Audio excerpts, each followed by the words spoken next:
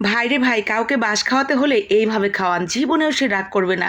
আমি আজকে অনেক দিন পর বাড়িতে এসে বাড়ির সবাইকে বাঁশ খাওয়ালাম, তবু আমার উপর কেউ রেগে যায়নি। এত মজার সুস্বাদু করে আমার হাতের বাঁশ খেয়ে নিয়েছে সবাই। আসসালামু আলাইকুম, সবাই কেমন আছেন? আশা করি অনেক বেশি ভালো আছেন। দীর্ঘ বিরতির পর আপনাদের সামনে আবার হাজির হয়ে গেছি অসাধারণ চমৎকার একটা ভিডিও নিয়ে। বহুদিনের ইচ্ছা ছিল বাড়ির সবাইকে এমন যত্ন করে বাঁশ খাওয়াবো। এর আগে আমি একবার ট্রাই করেছিলাম অন্য একটা আপুর ভিডিও দেখে যে কিভাবে বাঁশের কোড়ল খাওয়া যায়। তো সেই কোড়ল খাওয়ার পরে আমার খুব যে একটা ভালো লেগেছিল তাও নয়, আবার একেবারে খাওয়ার অযোগ্য মনে হয়েছিল সেটাও নয়। তো আমার সেই ভিডিও তৈরি করতে গিয়ে আমার সামনে যে ছিল সে ট্রাই করতে পেরেছে, বাকি যারা ছিল না সবার আবদার ছিল, তাদের জন্য জানি আমি আবারও এই বাঁশের কোড়লের রেসিপিটা করি। তো আমার বাড়িতে আসার পরপরই সেই সৈন্যবাহিনী আমার উপর ঝাঁপিয়ে পড়েছে, আমরা যেন সবাই মিলে বাঁশ খেতে পারি এমন একটা রেসিপি তৈরি করি। তো আমার মায়ের দুই পাশে মোট 2টা বাঁশের ঝাড় আছে, বিশাল বড় বড়।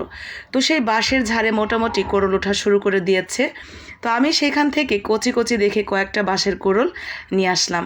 বাঁশের কোড়লের উপরে যে খোলসগুলো থাকে সেগুলো খুব ভালোভাবে পরিষ্কার করে নিতে হবে।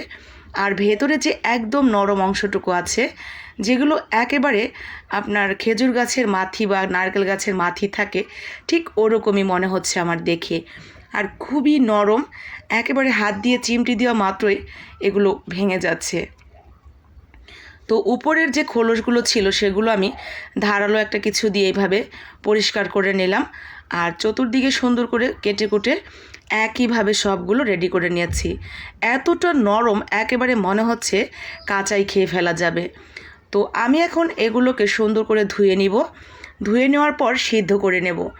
এর আগে আমি একবার বাঁশের কোড়লের রেসিপি ট্রাই করেছি, তো আমার কাছে অনেকটা বেশি তিতা লেগেছে কামড় দেওয়ার সাথে সাথেই। তখন যে ভিডিওটা আমি আপলোড করেছিলাম, অনেক আপু ভাইয়ারাই সেখানে কমেন্ট করেছেন যে আগে থেকে সিদ্ধ করে যদি পানিটা ফেলে দেওয়া হয় তাহলে নাকি একদমই তিতা ভাবটা থাকে না। তো আজকে আমি সেই আপু ভাইয়াদের কমেন্টগুলো ফলো করেই কিন্তু রেসিপিটা ট্রাই করব। প্রথমেই কোড়লগুলো ভালো করে ধুয়ে সিদ্ধ করে নেব 4 থেকে 5 মিনিট। সিদ্ধ করার জন্য পানিতে আমি লবণ এবং হলুদ মিশিয়ে নিয়েছি। যখন উতলানো এসে গেছে তখন কোড়লগুলো দিয়ে দিলাম। এখন মিনিমাম 5 থেকে 7 মিনিট আমি এইভাবেই সিদ্ধ করে নেব। যখন অনেকটা বেশি নরম তুলতুলে হয়ে যাবে, ডগাগুলো দেখলেই কিন্তু বোঝা যাবে, ঠিক তখন এগুলো তুলে নিয়ে ওই যে দেখেন কতটা নরম হয়ে গেছে। আর এখন আমি তুলে নিয়ে আবারও ভালো করে পানি দিয়ে ধুয়ে নিব কয়েকবার। ভালো করে পানি দিয়ে ধুয়ে নিয়ে আমি এখন এগুলো যদি ভাজি করতে চাই ভাজির মতো করে কেটে নেব, যদি রান্না করতে চাই তাহলে রান্নার মতো করে। তো আমি আজকে রান্না করছি না, ভাজি করব, যার কারণে ভাজির মতো করে করেই বড় করে কেটে নিয়েছি। সাথে লবণ, হলুদের গুঁড়া, মরিচের গুঁড়া, ধনিয়ার গুঁড়া আর সামান্য একটু আদা রসুন জিরা বাটা দিয়ে ভালো করে মেখে নিয়েছি। প্রত্যেকটা কোড়লের ভেতরে যাতে মশলাগুলো যায়, ভালো করে মেখে নেওয়ার পর এগুলো আমরা সরাসরি দিয়ে দিব গরম তেলে। গরম তেলে দিয়ে একটু অল্প আঁচে ধীরে ধীরে প্রায় 8 থেকে 10 মিনিট যাবৎ ভাজি করে নেব, যাতে একদম ভেতর পর্যন্ত ভালোভাবে সিদ্ধ হয়ে যায়।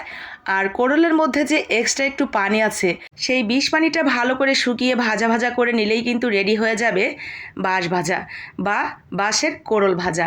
এখন লক্ষ টাকার প্রশ্ন, এত কষ্ট করে যত্ন করে মশলাপাতি খরচ করে বাঁশই বা খেতে হবে কেন? প্রশ্নের উত্তরটা খুবই সহজ। আমি রান্না করতে ভীষণ ভীষণ ভালোবাসি। এক কথায় বলতে পারেন বিভিন্ন রকমের রান্না নিয়ে এক্সপেরিমেন্ট করতে আমার ভীষণ ভালো লাগে। আর সেই এক্সপেরিমেন্ট করতে গিয়ে আমি নতুন কোনো রেসিপির খবর পেলেই সেটা ট্রাই না করতে পারা পর্যন্ত আমার শান্তি নেই। আর আমার হাতের এই ধরনের পাগলামি রেসিপিগুলো কিন্তু আমার বাড়ির সবাই খেতে ভীষণ পছন্দ করে। কাকাকে এক টুকরো হাতে ধরিয়ে দিয়েছি না বলেই। কাকা প্রথম দিকেই বুঝতেই পারছিল না যে এটা কী খাচ্ছে। তারপরে যখন সবাই বলে দিল আপনি বাঁশ খাচ্ছেন, তখন কাকা ভীষণভাবে হাসাহাসি করছিল যে আরে বাঁশ তাহলে এভাবেও খাওয়া যায়।